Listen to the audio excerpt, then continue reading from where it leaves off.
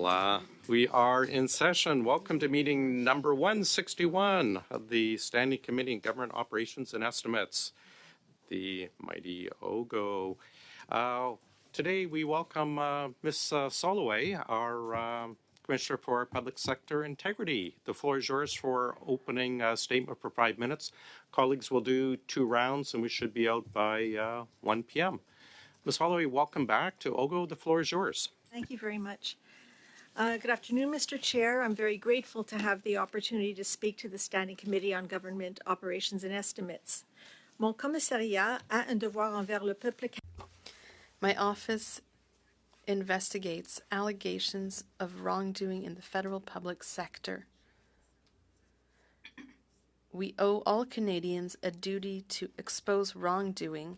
At the same time, we owe every person who places their trust in us, including those who find themselves accused of wrongdoing, an impartial, timely outcome.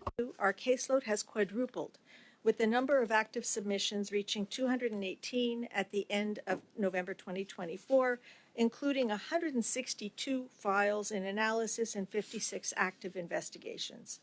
This demonstrates the ever more apparent relevance of the office's mandate. Each submission can contain multiple and distinct allegations, each of which requires admissibility analysis and a fulsome response. This sharp increase was initially viewed as a surge, but given its sustained nature, it now seems more likely that the demand will continue to rise until it eventually plateaus to a new normal. That plateau is not yet in sight. Whilst it is gratifying that disclosures and complainants are demonstrating trust in my office, the increased number of submissions cannot be addressed within existing capacity. Without an urgent injection of resources, there's a risk that some investigations may not be completed in a timely manner, resulting in the erosion of the availability and the quality of documentary evidence and witness accounts, and the possibility of some cases being left to languish with no resolution. Of great concern is the inability to investigate reprisal complaints in a timely manner that would leave public servants vulnerable and exposed to hostile workplaces and affect their employment. Also of concern is the risk that delays would allow wrongdoing to continue without consequence. The potential impact cannot be overstated. Le préambule de la loi sur la protection. As stated in the preamble of the Public Servants Disclosure Protection Act that established the office in 2007, it is in the public interest to maintain and enhance public confidence in the integrity of public servants. The inability to effectively investigate and expose wrongdoing due to a paucity of resources impedes effective accountability, thereby undermining a vital component of the checks and balances that enhance confidence in public institutions. The current funding limitations have compelled some difficult but necessary decisions. The mandate to provide funding for legal assistance to disclosures, complainants, and respondents is in jeopardy. Requesters seeking funds for legal advice will need to wait until the new fiscal year. Also, travel required for investigations has been severely limited, slowing progress on a number of files. Significantly more than half of active investigations are outside of the National Capital Region. 2024 budget, my office was allocated a small increase that allowed for the addition of some human resources and the replacement of an antiquated case management system that predated the office's inception in 2007. These resources have been absorbed, but they do not begin to address the influx of submissions. The financial crisis is very real. To date, my office has taken action to gain efficiencies wherever possible, including leveraging technology and streamlined processes, as well as reviewing and refining operational practices. These efforts have not been sufficient to overcome the crisis. Consequently, in early August, I submitted a modest off-cycle request for additional resources, which hasn't yet been addressed. This experience makes very evident the need for an independent funding mechanism for my office, equivalent to the one in place for the Office of the Conflict of Interest and Ethics Commissioner. Such a mechanism would not only better address our needs, but also reduce the possibility of a real or apparent conflict of interest between my office and the government. Entre-temps, mon équipe est toujours... My team continues to work diligently and professionally despite a lack of resources. Their work contributes to maintaining a safe space for whistleblowers and an impartial investigation process that protects the rights of all. I thank you for the opportunity to address this committee and welcome any questions that you may have. Thank you very much. We'll start with Mrs. Cusi, please. Thank you, Chair, and thank you, Madame Soloway, for being here today. Since this committee began investigating the ArriveCan scandal, many of the public servants that have come forward about gross mismanagement have been suspended. Would you say this is a usual practice that you have encountered with this government? I can't really comment. As you probably know, I've only been back in Canada for about a year, so I really have no comment. Okay. I'm sure you were, when you were brought into the position, you were given a briefing, which probably would have included previous cases, and you would have done an evaluation of the historical conduct of this government, but we'll continue. Has your office been involved in the investigation of any of the ArriveCan suspensions that have occurred so far?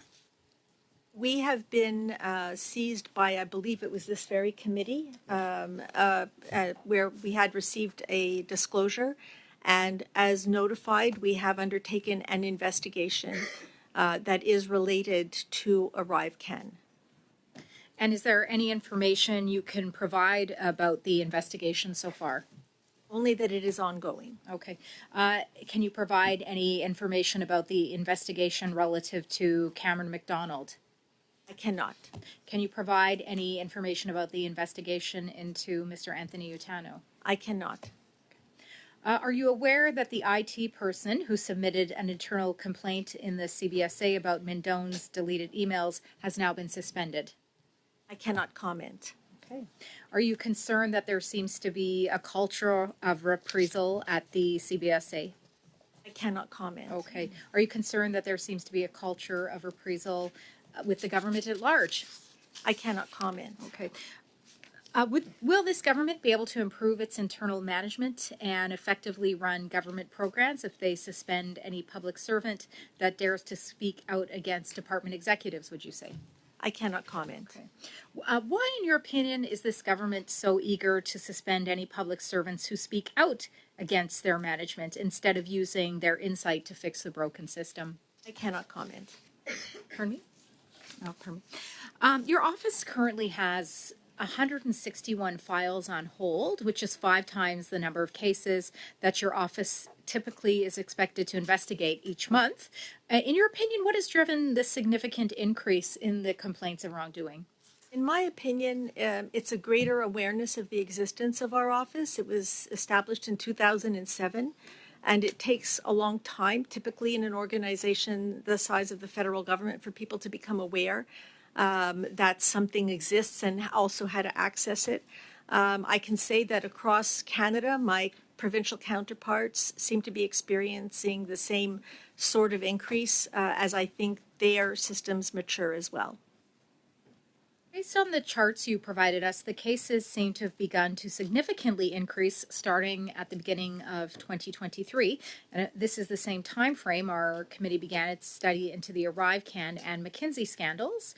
Do you believe that this increase was inspired by the increased scrutiny of these scandals? I have no idea. I do not know.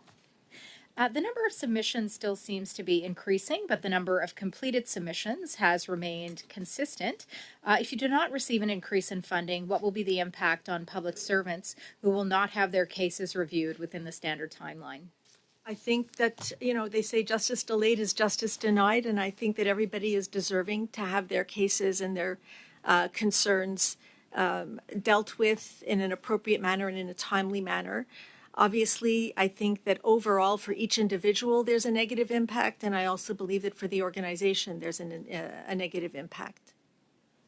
Since the report came out over 2 months ago that your office was not receiving adequate funding, have you had any positive communication from the president of the Treasury Board regarding your funding? Since it came out in public, is this what the question is? Yes. We have had contact with the Office of the President, and our first contact was last Friday. And Our first, not our first contact. I mean, we have reached out on multiple occasions, but our first engagement with them in a discussion was last Friday. okay, and how would you describe that communication? Pleasant. Pleasant. What changes will your office need to make if you do not receive adequate funding in the near future? We're just going to have to keep on keeping on. We're just going to try to get to every single case as we can. There's really nothing more that we can do. To date, I have curtailed travel for many cases. We've put on hold a lot of non-staff costs, hoping that we would get the additional funding. So we basically pushed those costs into next year, but they're costs that we're going to have to assume at some point, also including the legal assistance fund. So I'm pushing whatever I can, but if we don't get more funding, I think the reality is that some cases may not see the light of day. Okay. I still had 7 seconds, I thought. Thank you very much. Mr. Zari, are you subbing in Ariana, or will you be taking this Yeah, I role? would love to sub Ariana, but that will come in a while. First of all, thank you, Mr. Chair, and welcome to the Commissioner. Thank you for joining us today, and thank you for the work that you're doing, despite the challenges you've been facing. Welcome to the job over the last 1 year, and I understand this partner has been around, this commissioner has been around since 2007. You're asking for an immediate cash infusion, about $1.4 million, and then you're effectively asking for doubling the annual budget with a $7.6 million increase until 28-29, followed by a permanent $7.2 million. Can you explain how will that be able to help you from an FTE point of view and naturally from a case point of view? Okay, so from an FTE point of view, we currently have funding, although, as I say, I've moved some O&M funding to FTE. We currently have funding, if I continue to squeeze, for about 38. We, however, do have about 40 on board right now. So we would be moving to, I guess, a total of, I'm trying to, These are the increases per year. okay, so we would be in 79, we would move to 79 next budget year and thereafter. And assuming that cases do eventually plateau, assuming the influx plateaus and it doesn't keep going up, we would envisage starting to gradually lower it by 2027, 28 to 78, then 75, but basically land on 75. Okay. That is the forecast for the FTEs. In terms of the cases, our initial estimate when we submitted the off-cycle budget, assuming that we were going to get the funding earlier than now, we believed that it would take us 3 to 5 years to get the case level down to a manageable level that would be able to be processed within our service standards. Due to this delay and the continuing increase in cases, we now have a bigger backlog than we did when we first submitted our budget. So it likely could take maybe, I would estimate, 4 to 6 years. I haven't asked for that specific projection. I'll only ask for it hopefully once we get the money, and then I'll know where we're going. Yeah. Well, thank you for that. And I had an opportunity to look at the report and some of the charts that you had submitted, which showed the trend as well as the completed cases versus open cases. But before we go there, can you first clarify the type of submissions you're receiving? Are they mainly disclosure of wrongdoing, complaints, or general inquiries? Because my understanding is those are the three categories that your office is tracking or is managing. Okay, so just to give some clarity, so in 2024, so far this year, we're almost at the end of the year, we received 304 disclosures that can include multiple allegations, each of which has to be investigated, and we have so far received 85 reprisal complaints.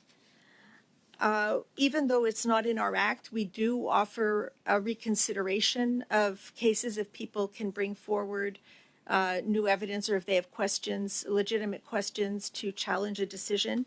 So there have been 7 of those in disclosures and 4 in reprisal.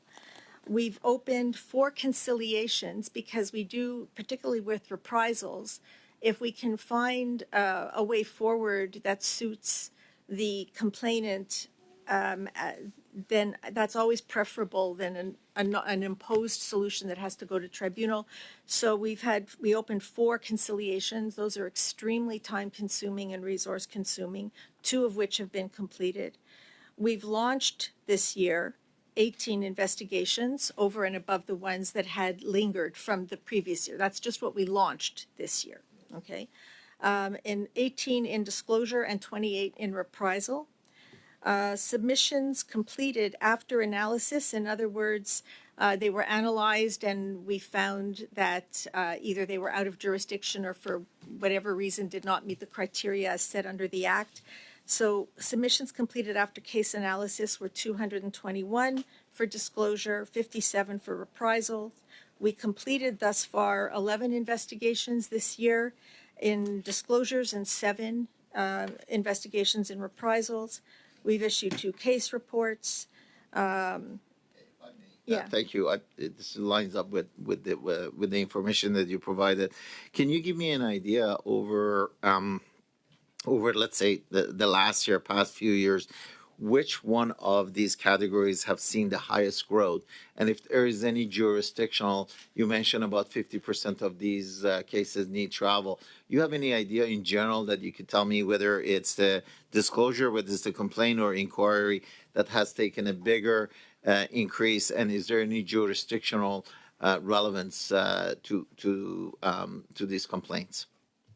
And that'll conclude jurisdictional relevance, I'm not sure I understand. Let me interrupt. You only have about 12 seconds, so perhaps you can provide us with a written response to Mr. Zawari's questions. Certainly. Thanks. We'll go to Mrs. Vignola, please.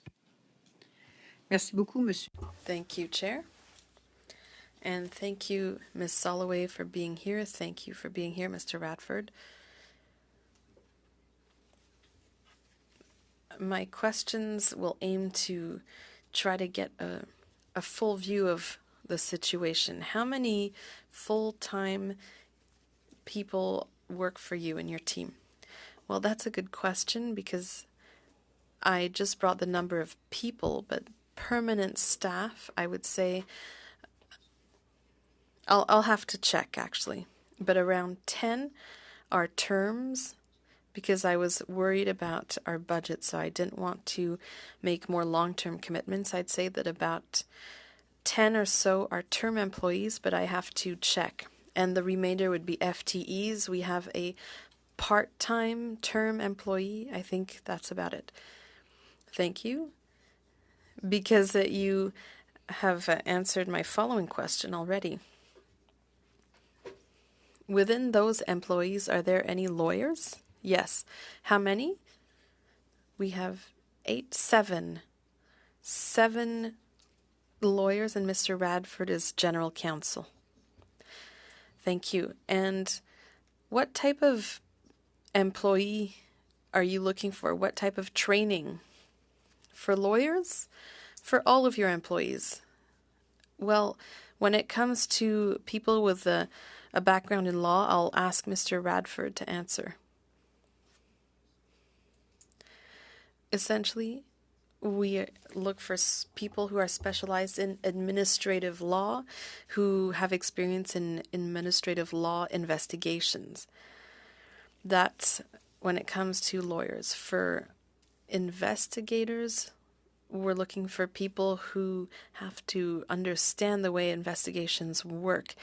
We do investigations at all levels of the public service, including at the highest levels. So we need people who have great respect for procedural equity, a good understanding of those issues, and that's essential throughout our office.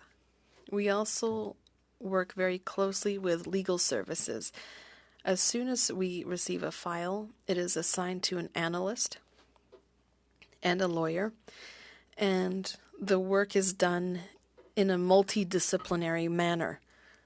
So, good knowledge of administrative law and administrative investigations are essential in a complex environment with sensitive investigations. Earlier, you said you wanted to increase the number of people to 79 and then go down to 75 people. Are you talking about term employees, full-time term, or permanent employees? A mix of the two. In order to address the sudden increase of cases in the backlog, we're going to need a few more people on the ground to deal with the case files that we have. It's because of the backlog that we are aiming for a higher number at first. Thank you. When it comes to salaries, are they competitive? Are they competitive enough for people to be encouraged to submit applications if you compare it to other jobs in the public and private sector? I haven't done any comparative work here, but maybe Mr. Redford can answer. It's a little bit difficult to compare the federal public service, the provincial public service. When it comes to other offices, we have analysts that are classified as EC3s. We have lawyers who are LD2s. So our investigators are AS6s. That's the way our organization is structured. Among those, I think investigators are people who are starting in their careers. EC3s are not. It's very difficult, though. Do you think it would be appropriate to review the salaries in order to make sure you have the expertise you need? It's something we need to consider, including the possibility for advancement, because at the moment there isn't really an opportunity for analysts to progress in their career, so they will leave eventually. So that's something we're looking at in our organization to see how we can ensure that it's there's an incentive to stay. When it comes to investigators and lawyers, generally, my impression is that there's a high incentive for staying long term. Thank you. I'll save my time for the next round. Ms. Blaney, please, for 6 minutes. Well, thank you, Chair, and I thank you both for being here today with us. I was really compelled by what I read and what your testimony was today, Ms. Soloway. You talked about that there is an increase and that you think that it hasn't reached its plateau and that will define the new normal. And you talked a lot about having a backlog. So can you sort of help me understand how big is the backlog, and is there particular issues that you see coming up more frequently now than before as we move towards the next plateau? In terms of the issues, I really think it's a really wide variety. We do get a lot of cases or a lot of disclosures or supposed disclosures for things that are strictly personal in nature, for which a grievance process or the Canadian Human Rights Commission would be the more appropriate way to go. So we do see a lot of that, but that's not really within our mandate. So we typically signal to the person that they might want to either file a grievance or go to the Canadian Human Rights Commission, for example. But we really do get a wide variety of things. If you look at our 2 case reports this year, one was a leak in the Matsqui complex for which chemically treated water was leaching into the soil, whereas another one involved harassment on a grand scale. So it's a really wide variety that we get. I don't see one more than another. Okay. And so with that wide variety, you talked about the staff that you have. I'm just wondering, how do you address that kind of wide scope of need? And I guess my other question is, what we've heard from other testimony from other folks is that there may be short-term funding that helps out through a hard part, but that one of the challenges is that really focuses on temporary employees that come and go, which don't allow the time for them to get the training and get the skills that they require, and then you lose that. So I'm just wondering if you could tell us a little bit about why permanent funding is really helpful in terms of building up that capacity with the broad scope of the work that you do. Thank you. It's very critical because, for example, when an analyst comes in, it takes us, I would say, 6 months to a year before they're up to speed. 2 of our lawyers are LP1s. They're fairly new, and even the ones that are more experienced are new to our work. And it takes, I would say, I'm subject to being corrected by Brian, I would say 6 months to a year before they're fully effective. So retention is really critical to us. We are a rather frugal group, and it may be that we should be looking at some higher levels to make sure that we can retain the knowledge that is gained in PSIC. In terms of specialized expertise, given our size, most of us are wearing double hats and triple hats and quadruple hats because we don't have the luxury of having specialists in just about anything. So that is a challenge. I think that before my arrival, it's my understanding that on occasion, outside expertise was consulted. It does make some investigations more challenging for our investigators, who are not specialists in certain areas, and it does limit how deep we can go into some of these things because we just don't have that kind of level. So yes, more adequate funding would definitely enable us to do more effective investigations into specialized areas. And that's interesting to me because you talked about in your testimony confidence in institutions, which is something I'm very concerned about in terms of democracy right now in Canada and quite frankly across the planet. But I'm just curious from your perspective in the specific work that you do, what does it mean when you have a whistleblower or somebody come forward with something really important and then you have to say you have to wait a long time? I want to know what that does for the person who's taken that big risk to step forward, and what does that feel like in your office, and how do you address that issue?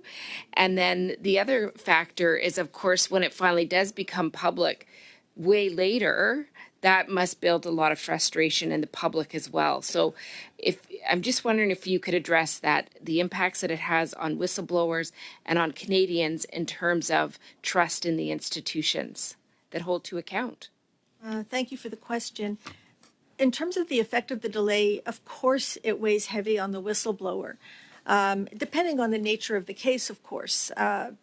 Sometimes a whistleblower will divulge something that has nothing to do with them personally, but is something that they know about.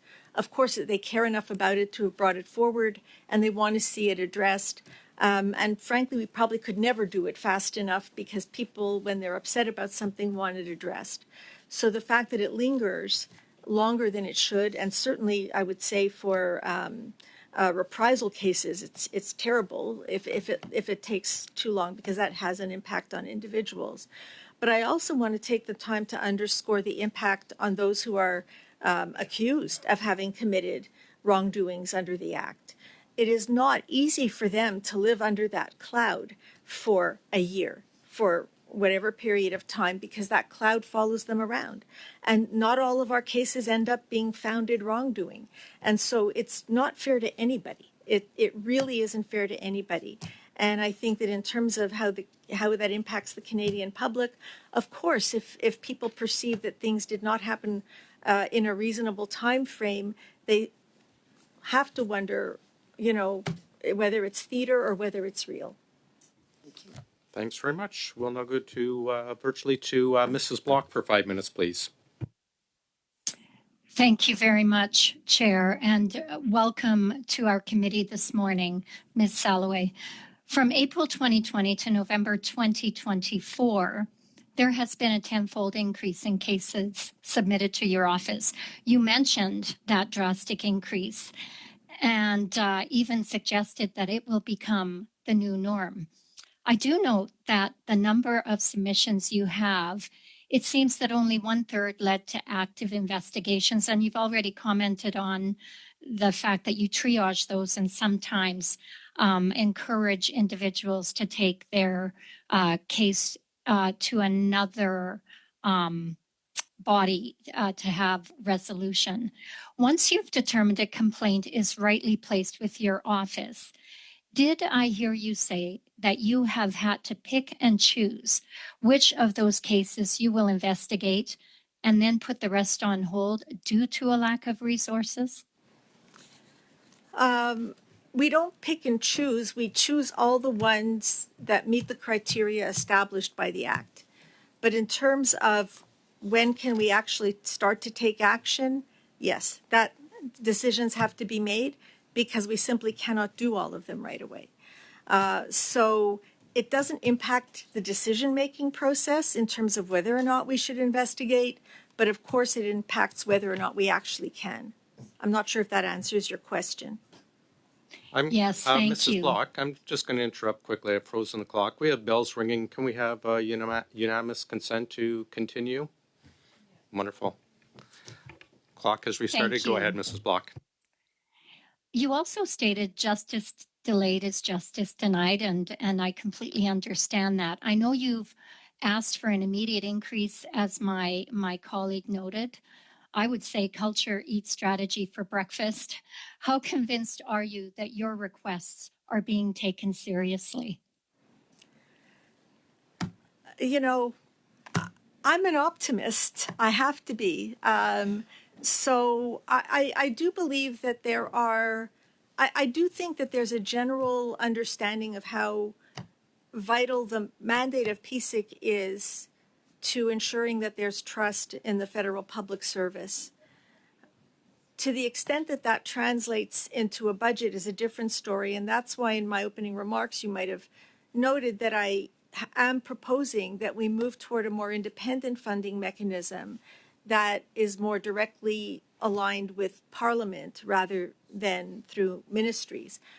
I believe that this is an issue that has long been around with respect to agents of Parliament. And I believe that some of my colleagues, including the Access to Information Commissioner, among others, has been pressing for the same sort of mechanism. And so, because all the goodwill in the world won't work if the system is not built for it to work. So I really, I do think that the goodwill is there and the good intention is there, but the system, in my view, to protect the appearance of independence and also for efficiency's sake, really needs to be direct to Parliament in some way or another. Thank you, Ms. Holloway. I also wanted to note the fact that I did write to you regarding the cases of alleged reprisal actions taken against individuals involved in the ArriveCan scandal who had been critical of leadership at the CBSA only to experience some serious repercussions. I know you've stated that you cannot comment on an ongoing investigation, but are you able to at least update us on where you are in the process of those investigations and perhaps even a timeline? I cannot give you a timeline. I can tell you that it is among our active investigations. Okay, thank you. Have you had any issues getting the department to cooperate or comply with any requests or in regard to your investigations? At this time, I have no comment on that. Yeah. Okay. And last question. During the course of an investigation, if you discover new information or if new information is provided, are you able to expand the investigation that you have undertaken in order to take that information into consideration? Absolutely. And we have done that. Okay. Thank you very much. Okay. Okay, Mrs. Block, we'll go to Mr. Kuzmierczak. It was just a quorum call, by the way. Thanks very much. Go ahead, sir. Thank you, Mr. Chair, and thank you so much, Ms. Soloway and Mr. Radford for being here today. We listened to the comments around the table. We're all in agreement. The vital work that you do, and the vital work of the Public Sector Integrity Commissioner to strengthening accountability and transparency in our government and public service is absolutely vital. So I just wanted to say thank you for your dedication and your excellent work. We hear the comments around the table, but at the same time, last week in the House of Commons, we were discussing the supplementary estimates B, so the budget, which contained funding for your office. It was a request of about $300,000, and the Conservative Party was the only party that voted against providing $300,000, which was your ask for your office. I wanted to ask you if you can comment what impact that has on your work, or would that have on your work if, as the Conservatives did, we had voted to withhold that $300,000 to your office. What impact would that have on your office and on your work? Well, I'm not sure I totally understand the question, but if the question is what would have happened had our budget ask not been approved, firstly, I would have been in major trouble because I've already basically spent the money or planned to spend it. So we would have had to seriously cut back even more so between now and the end of March. I would say that when we made that budget request, by the way, it was about several weeks after I had arrived, and we had not yet done a full analysis of the trend. And the ask was based on a very limited knowledge of where we were going in terms of number of cases that with which we would be seized. So I would say that is it's not even a minimum of what we need. But it's a great help. I'm grateful for the money. We were able to move to a different case management system because we needed one. The other one was about to collapse. And that will also enable us to get better statistics and information to this committee in the future. So it's definitely funding that we needed and that we still need. And unfortunately, it seems like it's a drop in the bucket compared to what we actually do need. Thank you. And you mentioned there were 270 disclosures, which is a considerable increase from previous years. Can you tell us what is driving that increase in your estimation? In my estimation, I think it's a greater awareness that we exist and a trust, the trust that the office has built up over the years. And I would, I think, and maybe a greater sense of responsibility to blow the whistle when people see something wrong. So I think it's a combination of things. In addition to investigating the disclosures, you do a lot of outreach, community outreach and public sector outreach. Can you speak a little bit about that part of your work? Well, it's important if public sector employees are the public, because the public can also file disclosures with our office. If people don't know that we exist, we will not get disclosures. We will not get whistleblowers coming forward. It's a long road to hoe. I think that the small team, which in the last 2 years is comprised of 3 people, and I understand that before that it was 1 or 2. They've done an amazing job of availing themselves of different gatherings, to spread the word. But a lot more work has to be done because we do want people coming forward, and we need people to know that there's a place that they can come. So amongst our ask in this off-cycle budget was also more resources for comms, because nobody will come forward if they don't know that there's a mechanism for it. Thank you for that. And my final question, there were 308 disclosures of wrongdoing processed in 2023, 2024, but there was only 2 files resulting in a founded case of wrongdoing. Can you explain to us sort of that number? You get 308 disclosures, but only 2 cases, found cases of wrongdoing. Can you explain to us that low percentage, that low number? I think, many of Sorry, them I are. have to interrupt. We only left about 5 seconds for a response, so I suggest perhaps we can provide it to us in writing. Okay. Thanks. We'll now go to Mrs. Vignola for 2.5 minutes. Merci, Monsieur. Thank you, Chair.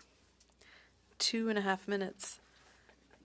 I assume that you may have to provide some of your answers in writing. In your departmental plan for 2024-25, you say that you want to analyze processes to improve them. What needs improvement based on your analysis?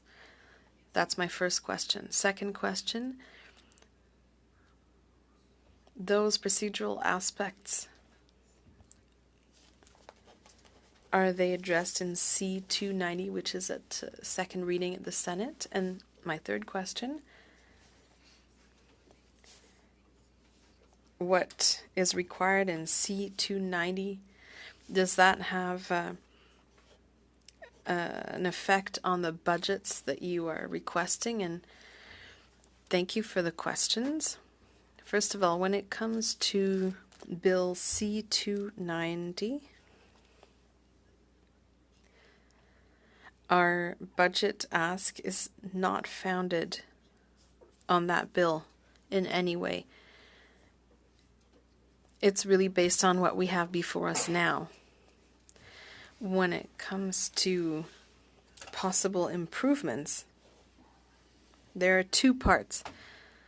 First of all, I'd like to talk about the cooperative side of our work. There's finance, human resources. There are all sorts of things that have to be in place. There's ATIP. There are all sorts of functions that are not directly related to the investigations as such. And up to now, in our office, we've only had 1 finance professional. So if ever that person gets sick, I don't know who will sign off on things or authorize anything. So we need to increase our capacity in terms of finance. As for human resources, we have an agreement with another department for them to provide expertise, but we have no one to build a human resources strategy or coordinate anything. There isn't even a single person to do that. So we certainly need to reinforce our capacity in terms of human resources. As for strategic planning for the budget, even, is that it? Sentence or? Okay. Pour le budget, par exemple, on avait. For the budget, we had no expertise.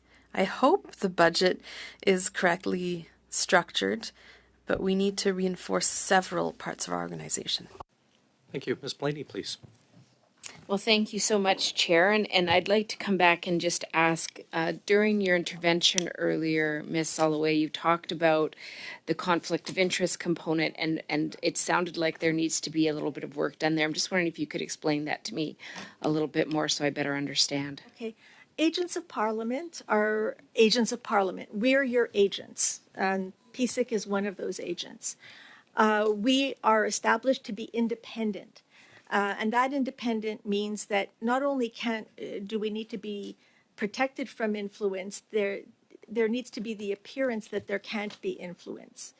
The same applies to other agents of Parliament. So if we have to submit a budget through a minister, in our case, it's the president of the Treasury Board.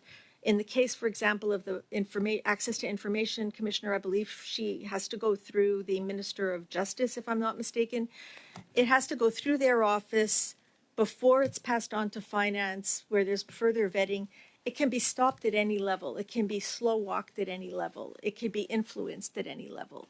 And that, in my view, calls into question the level of independence that we have. I am not for a moment suggesting that anybody has manipulated the system. I want to be very clear.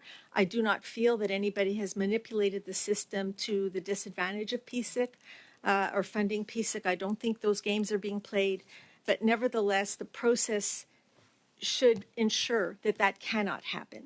We are agents of Parliament, in my view, and we should be going to Parliament for our budget approvals. Does that answer your question? That does help me understand a little bit better. So what advice would you give this committee on what that process should look like? I do think that there are processes that already exist. There's one in place, for example, for the Conflict of Interest and Ethics Commissioner, whereby the budget is examined by the Speaker of the House, who forwards it to the Treasury Board, which includes it in the government budget. So there's no the only challenge would be if the Speaker chooses to challenge. And so I'm given to understand, for example, that this past year the Speaker did challenge the Conflict of Interest and Ethics Commissioner to make sure that the budget that was being requested was reasonable and that. So I'm not suggesting that there shouldn't be any testing, but the testing should be done by Parliament. It could be done by this committee. It could be, there are various models that could be put in place. That's just one. I have, a few different models here. But I think the important thing would be to come directly to Parliament. Thank you. Thanks very much. We'll now go to Mr. Genuis and then finish with Mr. Sousa. Thank you, Chair. Madam Commissioner, you are the second commissioner to come before this committee in a week or so to talk about resource problems from the government, which is really striking to me. We have a fall fiscal update presented in Parliament yesterday that has over $60 billion in deficit. The government has no problem spending money on lots of things they want to spend money on, but they are doing their best to starve critical accountability mechanisms of Parliament of the resources that they need to investigate other spending and other decisions of government. And the Liberals suggest that we're opposed to this spending because we vote non-confidence in the government in general, which is obviously outrageous. If we had our way in that non-confidence vote, we would have a carbon tax election and likely a new prime minister that could actually address some of these systemic issues in government. But I want to ask you, Madam Commissioner, what are the conversations like that you have with the government about these resource issues? Obviously, you present to them, we've got a serious problem, and other leaders responsible for these accountability functions are presenting similar problems to the government. What do they say back to you when you raise these resource problems? Well, I've engaged with public servants in the Treasury Board Secretariat as well as in finance. And it's I believe that they genuinely agree that we need to be resourced. I sense support. Okay, so you as the Public Sector Integrity Commissioner are seeing a lack of resources. You're not getting the resources you need to do your job. You're talking to public servants who are recognizing the importance of your office and in conversation implying that they're supportive of the work that you need to be doing. We have a government, on the other hand, that is eager to fund anything and everything except accountability. Where do you think the problem lies? At what level are you getting pushback when you raise these problems? I believe, as I mentioned before, that part of the issue is the process. And I think if the agents of Parliament could come directly to Parliament for their budget, then there would be clarity and no possibility to even infer or wonder whether there's any interference. I mean, the process doesn't preclude the government from deciding to properly fund you. I mean, I have the fiscal update here, over $60 billion dollars in deficits. There's a whole bunch of chapters and line items that basically just reinforce existing government messaging. How difficult would it have been for them to say as part of this that they're going to satisfy the funding requests of independent officers of Parliament to allow them to do their work? Surely the government would have had the power to announce that spending, and yet they chose not to. Why do you think the government has chosen not to at a time when they're facing all of these scandals? Why did they choose not to put the money into allowing you to do your work? I couldn't comment. Yeah. And I understand the difficult position you're in, but you and the procurement commissioner and others have said that you need these resources in order to do your work. Can I ask just about timelines as well? So we have the issue of officials that were involved in the ArriveCan scandal saying that they faced intimidation after they appeared before committee. Some of those events took place a year ago. We've got the allegations for Mr. Hartle, very serious allegations that he brought forward, abuses associated with the Indigenous procurement scandal that were not referred to the RCMP. That was years ago. How long does it take you to complete these investigations? When can we expect some response? You mentioned you're doing some work on ArriveCan, for instance. When can we expect that? What are the timelines of these various investigations? I wish I could give you a definite timeline, and I really can't. I can tell you that the investigation is absolutely ongoing. As you probably know, we report to Parliament when there are findings of wrongdoing. If there's no finding of wrongdoing, we don't report that to Parliament. Which I think it's an important aspect of our work. So I wish I could provide you with more clarity on it. I can tell you that it's active. It was a year ago that we had officials testify who subsequently said they faced reprisals. Mm-hmm. And I understand you can't give a specific timeline. It seems like the investigation is still open. Can you give an approximate timeline? Like, when can we expect this? We're talking about events over a year ago. So when can we expect to hear back about these very serious issues of abuse? Some brief response, please. I can't say. Okay. Is it linked to resource challenges that you don't know the timelines? No. In this case, I don't believe so. It's an active investigation that's getting its full resource complement. Okay. All right, thank you. Thanks very much. Mr. Sousa, please. Thank you for being here today. I just want to clarify a couple of things. 2015, there was a strategy to formalize the integrity framework for government. And then in 2015, the government introduced the integrity regime, right, based on policy to assess some of these agencies and departments. We undertook to expand Canada's toolkit to address corporate wrongdoing. As a result, in 2017. And as we went forward, Cabinet then put in budget 2018, announced further measures to initiate some of these integrity regimes in place, which then provided consultation with the public through the Treasury Board in 2018 to have the integrity regime. We assessed these elements of the proposed regime in 2019 and 2023, we tried to enforce greater transparency. You're a big part of how we address some of the issues that are relevant to the numerous amounts of contracts and actions that are taken by this government. And as my colleague referenced recently, we put forward an approval to increase funding by $308,000, and the Conservatives did vote against it, regardless of what they're putting forward. But there are a number of initiatives that we are recognizing that needs to be enhanced. And it's not unique to the federal government. I think you mentioned in your opening statements that other levels of government and other organizations are also facing an increase in activities. Can you explain why you see that or what is happening in this respect? I think it's a greater awareness that we exist.